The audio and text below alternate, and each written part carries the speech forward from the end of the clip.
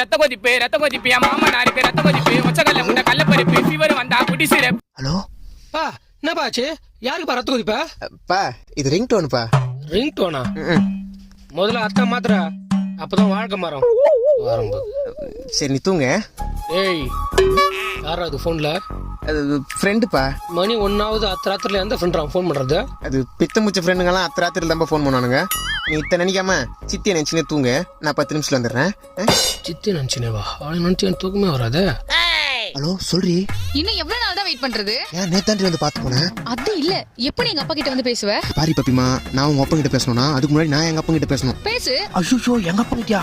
அவன் சரியான சைக்கோடி. லவ்னு பேரத்தாலே வவ்வுன்னு குலைப்பான். பேசாம நம்ம ரெண்டு ஓடி போயிடலாமா? ஓடிடலாம்பா.